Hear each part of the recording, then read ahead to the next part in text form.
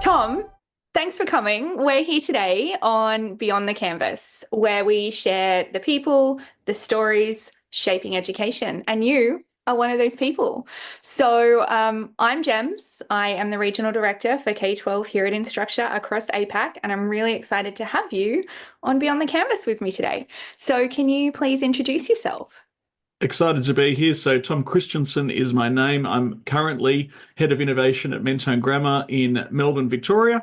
I'm having a wonderful time working with Canvas and all of our platforms here, and yeah, working with every faculty that I can come across. So very exciting times to be talking to you as well today, James.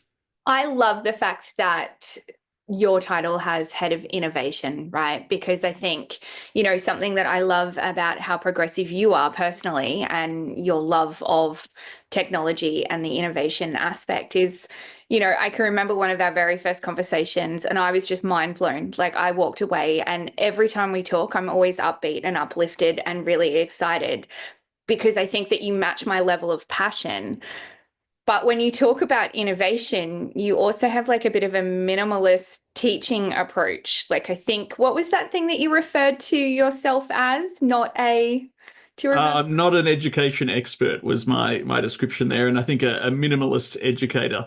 I mean, I think we're all standing on the shoulders of giants in really any industry, but in education, I'm pulling in all of the presentations I've been to, all the professional learning, all the colleagues that I've worked with, the curriculum that I've come across that's mostly been or often been developed by other teachers. I think it's me trying to find ways to connect all that together, and that's what I love to do with curriculum design is working out the best way to do that and hopefully help teachers be themselves in class and have those tools at their fingertips to be able to deliver the best lessons possible. And that's what really excites me about it. I love fixing problems, and when a teacher comes back to me in my role here at school to say, "Oh, that worked really well and it was really easy. I'm going to do it again, next year or next week." I think that's kind of the proof being in the pudding of success. Yeah, I think also like I just got goosebumps, so that obviously resonates. But I think you really hit the nail on the head when you're like, yeah, I'm standing on the shoulders of giants and I'm pulling in from everything that I've previously learned. Isn't that what about us as individuals really encompasses anyway, right? Because there are certain things like I know my Year 9 maths teacher taught me X, Y, and Z, but I went to work and I learned it through someone else. Like I can Yep. remember I was working in an ice cream shop and I filled up a ice cream jar and then a milkshake jar and then put a scoop of ice cream in it. And obviously it overflowed. And my boss went, Emma, don't you understand the theory of displacement? And I was like, oh, I've never heard that term before in my life, but hey, I just learned it. Right. And I think it's the tapestry of what we collect along the years, how that stays with us as to shapes who we are and what drives our passion. So speaking of which, I want to know how you came in to this role, right? Because in today's session, we're going to be talking about obviously, yeah, Canvas obviously underpins things that you do, and that's why we're both here. It's a common denominator. But I really want to understand about you, what drives you, where you come from, and the impact. So, how did you get to be Tom, who's the head of innovation at your school? I mean, I think I kind of fell into teaching, which is a common story, but I loved it right from the start. So my mum was a teacher, and I think I was a little bit unsure whether that's what I wanted to do for a period of time. And I studied logistics management and commerce subjects, and they didn't really click with me too much. But when I started my education degree, I was studying maths and English. So they're my two teaching areas. And it was very odd. I don't know many other maths and English teachers, and I've taught those at secondary level for quite some time. But what I realized is even though I didn't always have a love of learning at school, I really developed that as I became an adult, I guess. And I still have that. You're talking about displacement.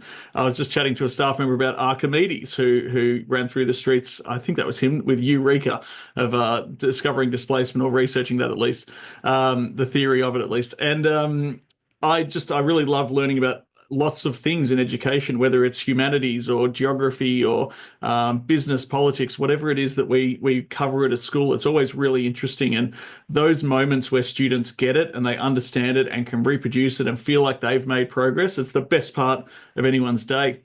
The thing I probably struggle the most about in my role is it's taken me out of the classroom a little bit, and I'm glad that I get to work with all these faculties. But my favorite part of the day is when I'm in a classroom with students, showing them something, they understand it and kind of move forward through some sort of concept. Their progress is the best part of any day. So yeah, that's kind of how I got into this role. I've just always loved technology. Again, I've never studied a technology degree. I'm not a coding expert or anything like that, but I've designed websites, I've made maths videos, I've learned how to self edit videos and do all these bits and pieces. I just love how technology can bring so many things together and make life easy for so many people. And sometimes it can give us some headaches around what we're doing. But I think ultimately, if we're going to improve as schools and as educators, technology is the way forward to do that. It's the way that we can buy that time back, share and collaborate and get better and better at what we're doing. Because I think the challenges that students face and that we face in supporting students are just going to become more and more complex. So we want to do what we can, and that is owning our delivery of education as best we possibly can. And removing those distractions. I know that like in one of our previous discussions, you've talked about sort of, you mentioned it then, sort of giving the teachers back time to do what they want to do. And I think, any way that you can remove, look, there are some people that like admin and there are some people that like that drives them and they really enjoy that. And I love those people, but I am not one of them. Admin is sort of one of those unnecessary evil things that I have to partake in, right? Or sorry, necessary evil. There you go. Can't even sympathize. And so I think that that's how, we've previously discussed how you're trying to remove that barrier to entry for your teachers and just really set them up for success. And that was something that stood out for me.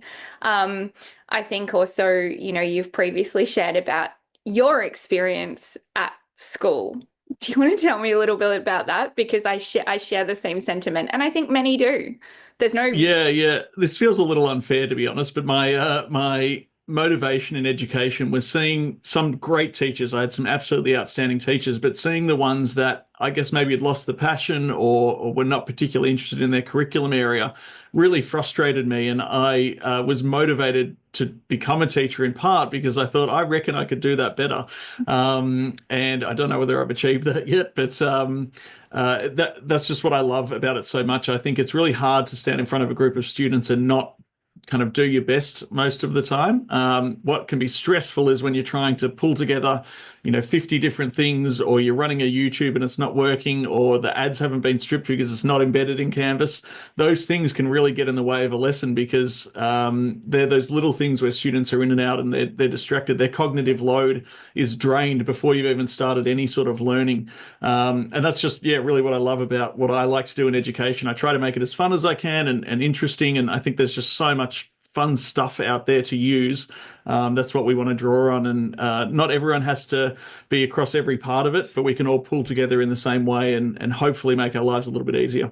I think the fact that you talked about, just those little small cues where you have that opportunity to lose students. I was one of those. Like I was out down a rabbit hole. If YouTube had been a thing, I would have been looking at 27 cat videos even before the teacher had said, heads down, thumbs up, because I was a shiny thing and I'm gone, right? And I think that's sort of something really great that I like about Canvas is that it removes the opportunity for those distractions and keeps sort of kids all in one space as well as your teachers all in one space, without integrations. And I think for you and how you're leveraging it at your school, you're using it across so many different years as well. Can you talk to me a little bit about that, please? Yeah, we've probably looked at it as a primary and secondary model to an extent in what we want to deliver in this space. So our initial rollout was getting assignments right, getting the information in that we wanted, and structuring everything so that our grading was accurate, the feedback was correct to the relevant parents and students. And then we've started building content. And that's where I'm really excited about where we're going now because we're getting into the more, okay, well, let's get creative and see what we can actually do here. But so the secondary model, we are developing that independence in students. So as we build curriculum, they may not be ready to engage in the deep learning of something at the start of a week, but they know that that's a page or an announcement or some information available to them at any point in that week. So it could be language features in English and they kind of get it on the Monday, but then by Friday, they're actually ready to revisit that and say, actually, I think I can really lock that in and understand how to then use it in an essay or discuss these in regards to the text we're looking at. I think that's what's exciting about it is we are developing that independence in our students.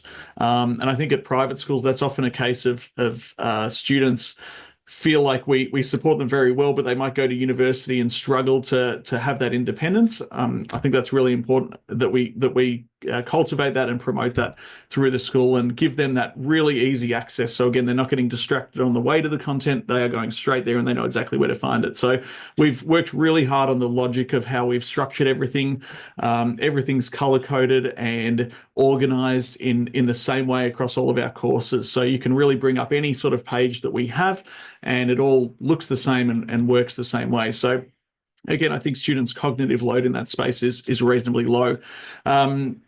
The other thing we've been using is blueprints. So I'm a big fan of blueprints. I was it's a challenge. There's lots of different ways that you can set up your Canvas instances. So sections are perfectly fine and duplicating courses, but I like the organizational understanding that we have of how blueprints work. They're these live courses that are running year on year on year, and it's just a building block, and everything we put in there is available to students, and we're really just attaching classes to those courses as we go. So yeah, I just really like that idea that we have this structure to Canvas that drives the logic behind what we want to try and achieve. And realistically, if teachers want to share content with their classes, there's ways they can do that just in their class, but ultimately they're going to the blueprint to build content, and then it's just automatically shared. And I'll talk about that later. Maybe it's probably my favorite thing about Canvas, but yeah, that's a big part of it. And then in primary, we're just touching on how to get students into using Canvas a bit more. So we changed our reporting and grade systems recently, so Canvas was a big part of that. But now we're starting to say, can we get students logging in with QR codes, going to a point, taking them directly, again, lowering that cognitive load. They click a link or scan something, it goes straight to where they need to go, submitting that work, and then having teachers provide feedback in written, audio, verbal, image, markup, all those things that we have available to us. It shouldn't be restricted because that's the only thing someone knows how to do. It should be what's the task demand the most of, and that's what we're going to try and always aim for best practice in that space. That makes my heart so happy to hear, right? Because, blueprints, again, likewise, is one of my favorite things, right? It is an absolute no-brainer. If you've got a really cool shell or a core of a course that you want to repeat, also the version control and, updates, and just providing teachers, removing the administration burden as well as giving them a shell to actually, okay, guys, here you go. You can go off and, make some edits should you wish, but here's something provided to you. And then just continuing that out, because I think if you've got something that you've built and developed and you know that it's cool and it's working, then let's replicate that, right? And also the thing you talked about with K-12, because sometimes we hear that sort of, great that you're using it for high school, but when it comes to those younger years, sometimes I'm hearing that people are a little bit like, yeah, Canvas isn't great for that. And again, I think what it sounds like is you're setting your students up for that just continuation of a platform to see them their whole way through, right? Because if they stay with your school all the way up to year 12 and then even to further their education, most of our unis are playing on Canvas too. So when they log in, it's just like, oh, Canvas, cool, I know how to use this. And I guess given their features and functionality of being able to strip some of that back for the younger years and also the integrations that, can support students at that level and meet the student where they're at, I think, you've got innovation in your title for a reason, Tom. So nailing it, high five to you. I guess sort of you touched on the blueprint structure and why you enjoy that because it offers structure. But we've also talked about sort of grade books and what that looks like and why you kind of enjoy grade books throughout your Canvas. Yeah, so the structure that we can provide through blueprints, I guess, protects staff from breaking anything. So we can give them that confidence to say, basically, you can go into any of these assignments. You won't be able to change the points or potentially the weighting of those assignment groups, but that's an important thing to maintain because we want that similarity and consistency in that space across the subjects. What that means is from a teacher's perspective that maybe isn't particularly confident, they kind of know that they can't really break anything. They can go and do what they want and try some things, and it's not really going to ruin anything in their classes or, muck up the display of grades for their students across the board. So I think that's that structure that the blueprints helped us do is we can protect a little bit more, but also provide that flexibility that each individual teacher can still have their own space. We're not saying they have to have, a shared discussion with the whole cohort. They can just have their class there or sections or whatever it is that they need to achieve. But yeah, that grade book is a little bit locked down for us just to make sure that, again, we're delivering that consistently across all courses. And again, I think the blueprint's been beneficial because if a change is required, towards the end of a semester, or because there's been some sort of interruption and an assessment's been dropped or something like that, we can change that in the blueprint, sync it out to the classes, and it doesn't really have any impact on the teachers or students at that point. So we can have that live update throughout the year. I just think we've not had a single issue with it. Every sync has always worked. I've never had to contact Canvas support to get any assistance in that space. So yeah, lots of positives there. But again, yeah, I think staff have that confidence to say I can do whatever I feel like in this class, and I'm not going to damage anything that's absolutely mission critical. And I love that, right? Because also you're giving teachers sort of license too, but they know that there are boundaries and that they're not going to sort of, destroy and blow the whole thing up. Also, something that I really love about our previous conversations is both your and my passion about terrible looking courses, right? So I think, something that I quickly identified through early conversations between you and I was just how you're trying to level that up. And you're not just sort of doing it throughout your school. Talk to me a little bit more about that, because it's better coming from you. I was terrible at art at school. I think I frustrated my art teachers much of the time. I did have a work cell at a charity auction. I'm not sure if it was my parents buying it, and the money did go to charity. My art teacher was as surprised as I was that someone had purchased my output. But Tell me I what think I love the logic of design. I think it's really important to have consistency across what schools are doing, so that when a student looks at one page in English, it's not particularly different to what the page logic looks like in, say, a maths course or whatever it is that's being covered. Embedded videos of the right size, images to next to text, all those things are really, really important. So one of my favorite things I've had at Mentone Grammar is getting the branding guide and just having the set colors that I want to follow. It makes it really easy for me, and again for our staff, to have that confidence to say we're using, I think it's 000A3D is our blue, our navy blue. So I've kind of memorized all these colors because it's kind of this safety net for me. A student logs in and sees hot pink on lime green backgrounds. I think it's a lot to take in. I think we really need to think about that as schools and make sure that we're consistently doing that. So, I'm looking at ways to help schools do that, I guess, at the moment, and develop structures that will allow them to consistently deliver in the same way. And again, potentially start sharing content across Canvas Commons. I think that's a little bit of an untapped resource at this point, and I want to start working on some opportunities in that space over the next year or two. Yeah, absolutely. And I think that was going to be my next question. Like Canvas Commons, I completely agree. It is sort of really that hidden gem, pardon the pun, that is really untapped. It has so much opportunity. And I really love the fact that whilst I've been away and coming back, I feel that our little community that we've got is a lot more collaborative, and people want to learn from each other, and people are happy to share and say, hey, this worked for me and I've done this, and did you know? Or hey, Tom, what are you doing in this space? Because innovation seems to be your bag, and help me with this. Does pink go with purple, and should I use this font? Absolutely not. Use the use the accessibility filter there. But also sort of when we're talking about that collaboration, we have our Canvas community, as you know, right? And so lately I've been stalking that, and I've just set up my profile, which is Gem K-12 Hype Girl. And I've noticed that sort of has died off a little bit. So I'm trying to restart that trend.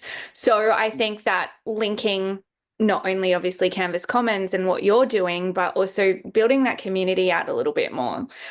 So I don't know whether or not you've got some really cool teachers in your school that you can encourage, and you've probably got a profile, so I'm going to find you and track you down. And I think also from this, I'd really like to see some of the content that you've developed and that you've shared. And I know that we've previously discussed you being a maths teacher and some of the cool things that you're doing in the background. Can you share that, please?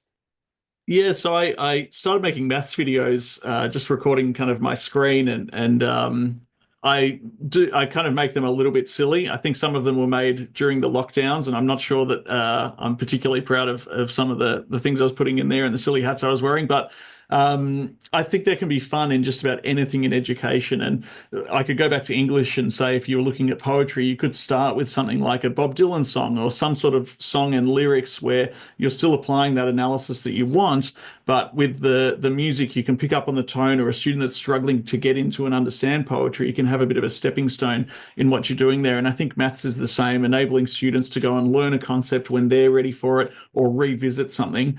Classrooms, particularly in maths, move so quickly. The curriculum, there's a lot to cover. We constantly talk about it as teachers of jumping between lesson by lesson by lesson, and we don't have a great chance to review and connect between what we're doing. I think we can empower students to do that through these systems. They can rewatch a video from earlier in the week. They can engage in some sort of online quiz as an exit ticket, or do that later in the week as well. So again, that's that consistency. So my maths Canvas pages generally have a video, some set questions from the textbook, but I've been putting in these exit tickets for every lesson because I was struggling to drive that through my teaching. I know that that's an important thing to do as an educator, but I was forgetting. I might not summarize the class all that effectively, but I could have this exit ticket to get students to just judge whether they understood the concept. Can they factorize, solve, whatever it is that they're trying to do for that lesson?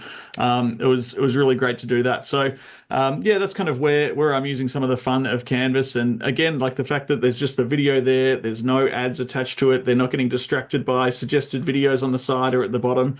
I think Canvas does a huge amount of heavy lifting there. And I love those tangential ideas that we've discussed as well. So we spoke about how to adult was a unit that we put together at the end of last year. And again, there was staff here. So Lucy Fairhall did this huge amount of work to put together this unit, and we just really built it into Canvas. We built PowerPoints using AI. It was a bit of a kind of rush to get going. There's no real curriculum attached to it as far as the Victorian curriculum is concerned, but we wanted students to go through the process of buying insurance and learning about pet insurance and what does it take if you have a loan and how much does that car cost if you take out a loan for it.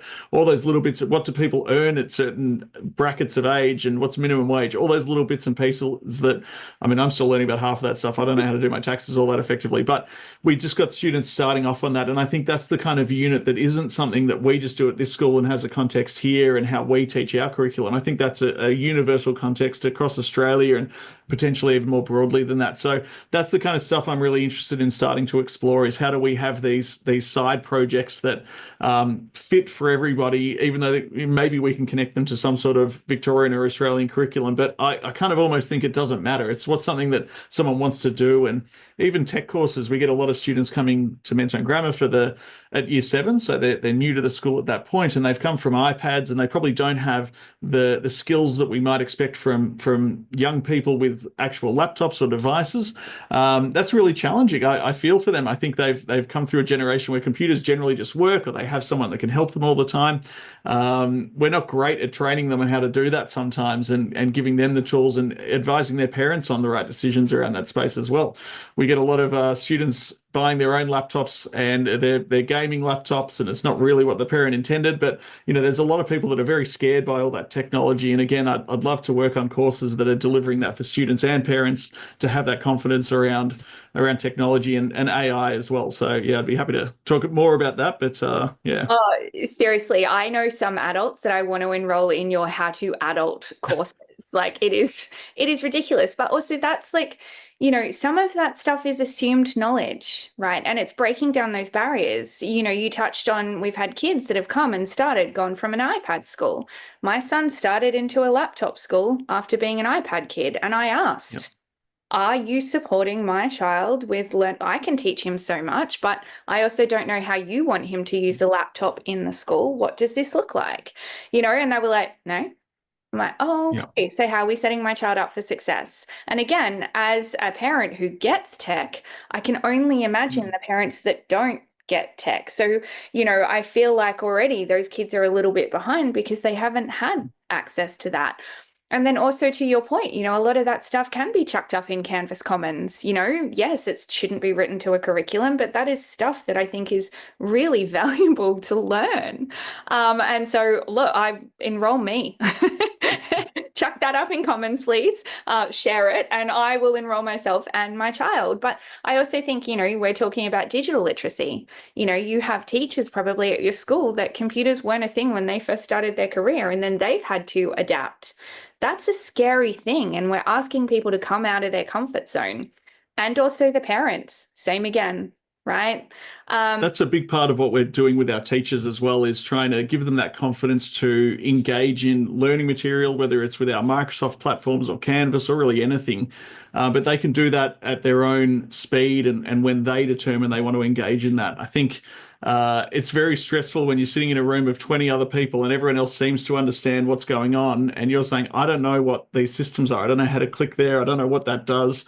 I think those people can then go away, engage in a video that's in their context, that is at the right stage for their learning, and they can actually start at the ground up and own it themselves, because that is super stressful for anyone in any subject area, I think, to be thrown in the deep end. There's a reason we don't do it to our students, but we seem to kind of start doing it to adults all of a sudden. I don't quite know why that's the case. Yeah, it's kind of like, oh, you'll figure it out. It's not a Yeah. drama. Like, you're an adult, you should know this, right? And again, it comes back to that assumed knowledge piece. Something else that sort of I really love, we've talked about before, is ensuring that sort of the lesson plans and the content land every time. Now, we briefly touched on this, but I just want you to dive a little bit deeper, because I think it's really, really important, because we've talked about, yeah, cool, you've done it here, but later in the day, can you just drill a little Yeah, bit? yeah. I think having a really logical, organized, structured system that a teacher can kind of fall back on as a bit of a safety net. There's always different things happening in the classroom, and it's really challenging. Sometimes just managing the students, or, there's all these problems going on, or they're stressed, tired, their energy levels are low or high. I think having I think when you start off as a teacher, you write out lesson plans and how you want the lesson to go, and you break it up into minute breaks. Teachers stop doing that at some point and just rely on their skills, which is great. I think that's really important. But having this safety net of, say, something like Canvas and structured curriculum and a logic around what we're trying to achieve, the students know what they're trying to get out of the lesson, the teacher knows, and the teacher's then able to make those dynamic decisions throughout the class without having to think, oh, what were my set questions for this? How do I engage in deep learning here? They can have some questions to draw on and I guess live read the class as they're going, and not have to think completely on the fly. They're just drawing on all that information at their fingertips. And that's what really excites me. I think students can leave feeling like they understand what has been covered in that class and can do it and can engage in it in some standard. Or if they can't, they can go and revisit that or talk to the teacher and follow up from there. I think nearly everyone's probably had that experience of an assessment at any stage of school where you sit down and it's like you've never learned any of that content.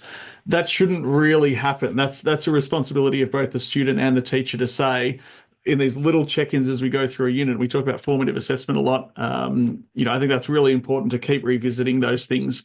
And again, it's just that safety net that we can deliver that for both the student and the teacher. And that's my hope, is the more we build out this content, the better it gets and the more exciting it is and the more interesting it is for both parties, that they want to go to the honeypot of Canvas that has everything that they want at any given time. I think, hearing you say that, I can remember I was the first one in my year to get my P's, right? And so I'd come back and we had English. And I remember walking into the class and Mr. Lambert looking at me and seeing me just exploding with excitement. And he's like, right, Gemma, I know you're not going to shut up. Everyone's going to ask you questions. So come up here for 5 minutes and just answer the questions.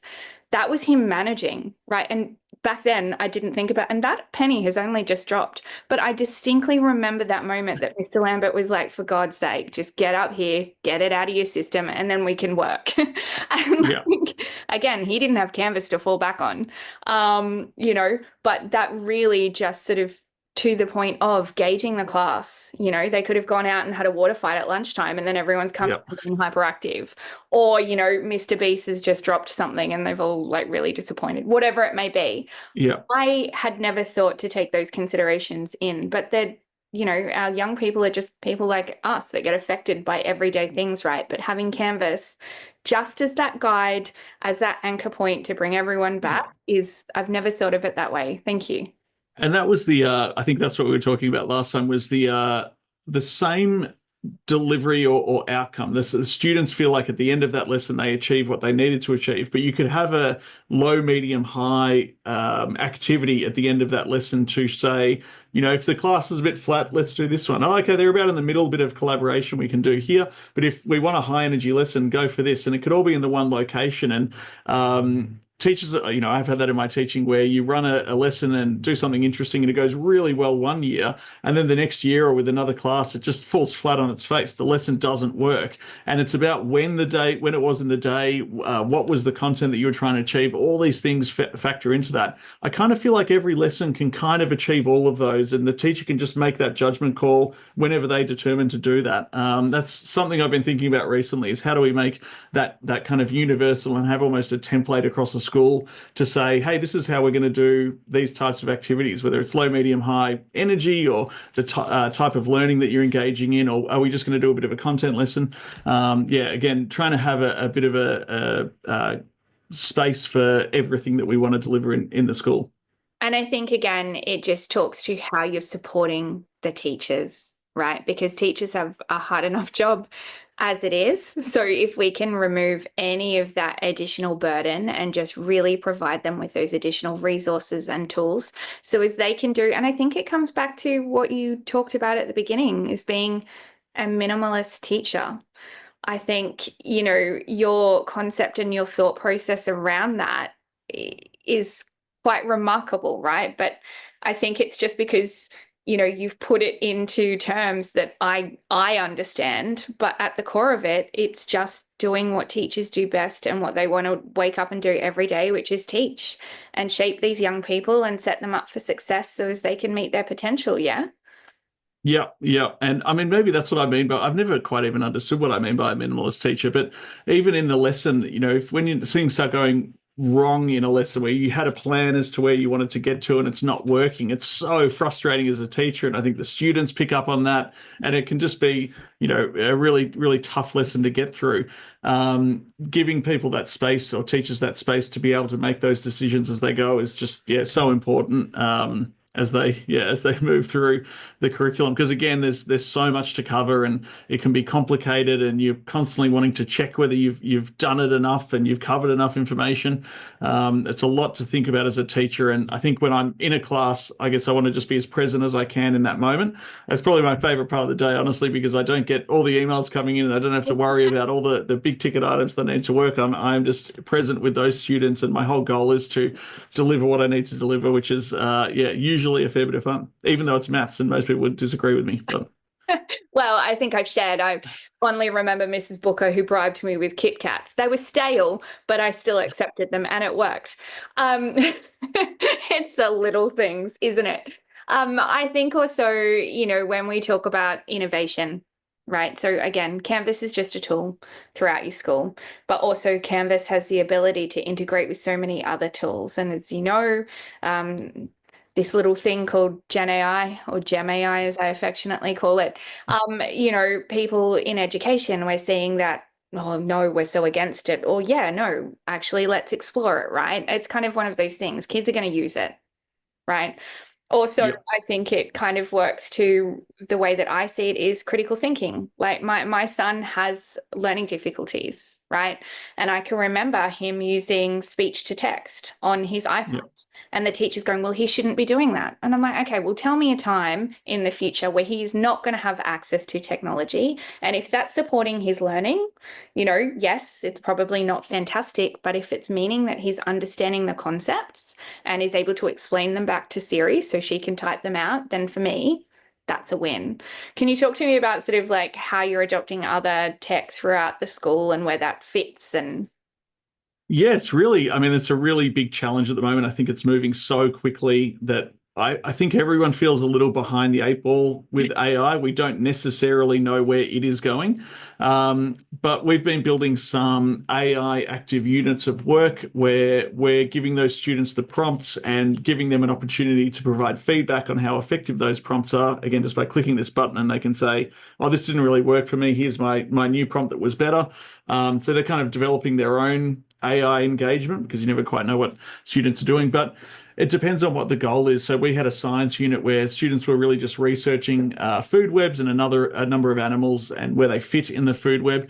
And AI's ability to pull all of that information in context for the student at that age group together very quickly was really impressive. And the difference of that is they would have been Googling every individual animal. So they're doing the same thing, but by doing it in this way, it's getting some really interesting information. We try and use Copilot as much as we can just because it provides those references. So I get really anxious when AIs are producing information and we don't know where it's coming from. We do that sometimes. ChatGPT is still very accurate. I think it's big enough that we trust it to an extent. But I love that in Copilot, if a student's excited by something, they can go and research it further. Yeah, look, I love using AI. I think we have to train students in how to use it. It is there. They're going to do it really badly if we don't educate them on it. There's no real way of stopping them all the time. But then assessments become a real battle. We're trying to work out ways to teach students effective use. And I think the more senior you go through a school, they understand that they really need to be writing their own responses and developing those and learning from them and submitting those to teachers. And sometimes the middle years can be a bit challenging in that respect, but they can still use AI for a lot of really great research. So yeah, that's kind of these dedicated active units that are driving students to better practice in that respect, I think is working fairly well. And again, we're just learning how that works at this stage, and maybe it'll end up being some bot that we develop ourselves, but that's kind of what we're doing for the moment. And then other than that, we love using Canva, which is confusing a little bit with Canva within Oh, Canvas.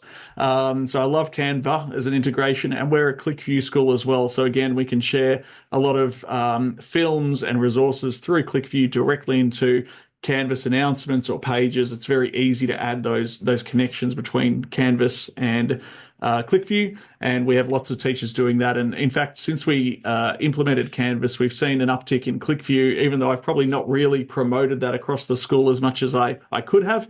I think there's just been a natural connection that teachers are delivering that to students effectively, and we're starting to see that increase in use. So yeah, we're using lots of different integrations. I'm sure there's other ones. I mean, GIFs are always great to add to announcements. I'm not sure that's an integration, but that's just something I tend to do. Yeah, so we're trying to find different ways to deliver things in fun ways. Education Perfect, Ed Rollo. We're doing so many things, connecting all the different resources we have. But again, like I said before, making Canvas that honeypot of bringing it all together. From a student's perspective, they should only be going to one location to access that content, even if it's diving out to other things. That should be the starting point every single time. So yeah, we're just kind of dabbling in that space and slowly building our resources and connections across our curriculum. I love hearing that, right? Because again, something that I always say is Canvas should be the foundational, platform where everything feeds into that. And, meeting every learner where they're at. And also, I think with the use of LTIs, and I had someone say to me that ed techs are dead. This was a little while ago. And I was like, no, they're not. And they're not going to, right? Because the thing is, something new is going to come out. And, Yep. I love the fact that everyone is constantly innovating and exploring new ways and implementing and integrating new tools into their Yep. school. And 9 times out of 10, it's teachers who are finding it and talking about it in, collaboration points and Yep. discussions and what that looks like. So, I think the fact that teachers are teaching teachers, it just makes my heart really happy. And it comes back to that sort of Canvas community point is what can we do to build this out and how can we spread that word, which is what we're doing here with Beyond the Canvas.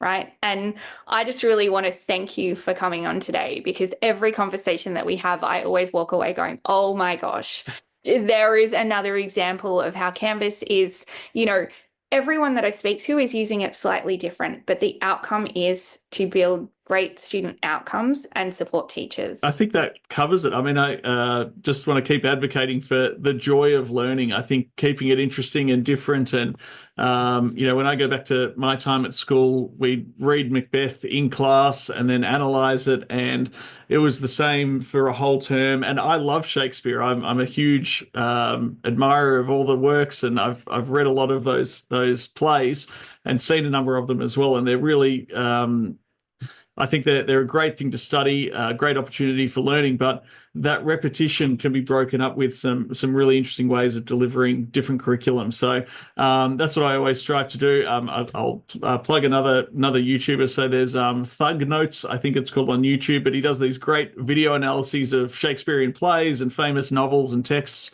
They're so much fun. They're really good content as well. There's so much great stuff on the internet, and to say ed techs are struggling or dying. You just have to see a student try and Google information and how much they struggle to find relevant and accurate information. They are not great at determining what is true, false, correct, relevant to them. I think that's where we need to be really clear in what we're trying to deliver, and saying to students that they can trust what we're delivering and have that confidence that it's going to be hopefully a bit interesting, and they can then deep dive into some different sections. So yeah, no, it's been a pleasure to be on, and I hope I haven't rambled too much. No, you haven't. Don't go anywhere. You are not off the hook yet. We are going to do my hidden gems. So my question for you, first one, is what did you want to be when you grew up? I think I was the most nervous about these questions, but I think I wanted to be a professional sportsman. I just always loved sport. I think that's what I thought about. Probably soccer, but I was never probably tall or big enough for AFL, but I always loved that as well. Hockey, tennis, it was really a bit of everything, to be honest. Badminton, I ran the badminton program at my old school and loved that. So I just loved sport, and I would have probably picked anything if I could have gone pro, but I sadly didn't have the strength, skill, or speed to do any of those things. But I think that was my real motivator through school. I don't know, I was not good at planning for my future, I don't think, but I think I was always a bit of a jack of all trades. So my maths and English side of things is probably a reflection of that. I didn't have one thing I was outstanding at. So I wasn't going to be an engineer or going to literature or something like that. I don't know. I couldn't really think of what I wanted to do. So yeah, I've kind of liked that I've got to do a bit of everything in my job these days. Yeah, I love that. I think also, you probably could go and be a sports commentator. I think you have really sort of great voice for that. Like, obviously not a Richie Bano, but I could obviously hear you commentating on sports, maybe badminton. Is that Maybe badminton? It could be. I mean, I don't think anyone could be the Richie Beno, but he was one of the all-time greats. But yeah, that's very kind of you to say that a voice for radio, Gems. I won't take offense, I promise. Please do not. Please do not. My next one. If you could have a superpower, what would it be? So this is going to come across as one of those job interview questions where I'm saying I actually work too hard. That's my weakness, is I work too hard. So this is going to come across as that. But if I could take a pill, or if I could just not sleep but still be rested, so just awake all the time, I would 100% sign up for doing that. There's so much interesting stuff in the world. There's books to read, there's movies to watch, there's just so much to do. That would be my superpower. I'd love to not have to sleep and just be able to engage in anything I felt like, and do stuff and build things and learn how to become a carpenter. Maybe when AI takes over, I can have some skills to actually allow me to contribute to society than yeah, with carpentry or whatever I need to do. So yeah, I think that would be my superpower. I think that's a bit of a boring one. Flying would also be pretty good, but I don't know, everyone, there's negatives for anything I come up with here. So No, I would absolutely sign up for your superpower. If that was a thing, I would sign up to be a mutant non-sleeper. Because to your point, there is just so much to do, and I don't feel like I have enough time. Like my brain is constantly doing this, but what if, oh, there's a fluffy dog. Like I want to, that is my ADHD. But I absolutely agree with you. I would be down for that superpower. And lucky last, what do you love most about Canvas? I think I love how easy it is to share with other teachers. So one person can do something really amazing and so many people can access that. And again, I think we've barely touched on what Canvas Commons can do. I think that's such a powerful platform that is a little bit of an untapped resource, and I'm excited about that in the future. But even within a school, driving that better practice for staff where I can build something, teachers can use it, students can engage with it, the flow on effect. And if you start kind of thinking of that extrapolation or the exponential curve of improvement that can be made, it's just so exciting. I think we need to help each other as teachers. Like I said at the start, I think education and teaching is becoming more and more challenging. Whether that's with parents, with students, the challenges that they're facing. I mean, social media is a massive problem for them. We as teachers need to help each other out, and one of the ways we can do that is collaborating as well as we possibly can, sharing our resources, and having that confidence that we're all pulling in the same direction. So for me, that's Canvas in a nutshell. I think it can be that landing space for everybody, and that's what we're trying to do here at Mentone Grammar, and hopefully beyond. I love that. Thank you so much, Tom, for coming. Our viewers are going to love this immensely. Watch this space. We will share your community profile on the Canvas community. But thank you so much for coming. It's always a pleasure speaking with you. Again, I'm always so energized after we talk. Oh, it was my pleasure. You did very well, James. Thank you very much. I was going to ask you those questions back. I'd love to hear your superpower that you'd go You for, can, but and if you want. well, what have you gone for? What would be your superpower? I believe that my superpower would be the ability to influence energy for reals.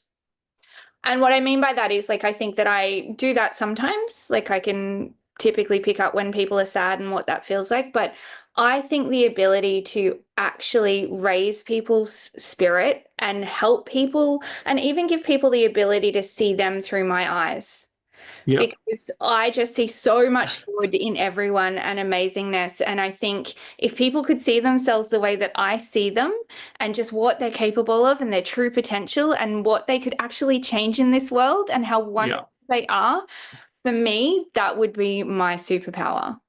Your clicking fingers would get tired, kind of changing everyone's energy levels of that. But I think that would be fun. I'll have to send you a line from a Gang of Youth song. There's definitely a line in there of if people could see what I see in them. I'll Yeah, send it I through. It would, sounds I better would when they're love, singing it. But I would love that is a good response, James. Yeah, credit to you. I think that's a great thing to be doing. And yeah, that's I like it. I was thinking you were talking about like global energy crisis, but you're thinking more like people and getting no. them feeling better about themselves. Yeah, The yeah, global energy, like we can Elon that. yeah. Well, my wife's a psychologist, and I've been talking to her about how could there be better platforms for delivering self-help and better help and these Oh, things and valid stuff. Again, I mean, you go on any social media and half the stuff there is either irrelevant or wrong, and you just have to be so careful with what you're coming across. And having some kind of really research-backed evidence-based information would be really helpful. So, anyway, just keep learning. It's so much fun stuff out there. yeah, I agree. Like even this morning, and I'm digressing a little bit, but I saw something about one of the Greens. What they're trying to actually implement is fully subsidize the diagnosis of autism and ADHD, right? And put that back. And, but then, they're going, oh my God, that's going to put our medical practitioners under so much pressure. Well, surely we've standardized it enough to remove that pressure to educate Yeah, and upskill other practitioners to be able to do that. I think about my diagnosis and how much that has changed my life and my son's life, and that was $5,000. So if we remove the barrier to entry, think about all the other superpowers that are going to explode from that yeah, diagnosis, right? And again, it comes back to mental health and self-help and awareness. And I think that there is so much that we are not doing within this space. So yeah, your wife being a psychologist, high five to her. That's what I wanted to be when I grew up. If my relationship with education had been different, if I'd have had a Mr. U as one of my teachers, it probably would have been different and I probably would have been a psychologist. But someone said to me, imagine all the lives that you are changing though, just by being you. You wouldn't yeah, have this much exposure and sort of interacting with all of these different people if you were just a psychologist. yeah, yeah. Tom, You have been amazing. Thank you for coming and speaking with us today. Can't wait to see what unfolds, and thank you.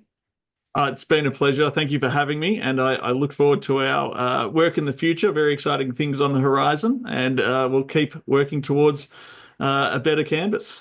Yay. Thank you.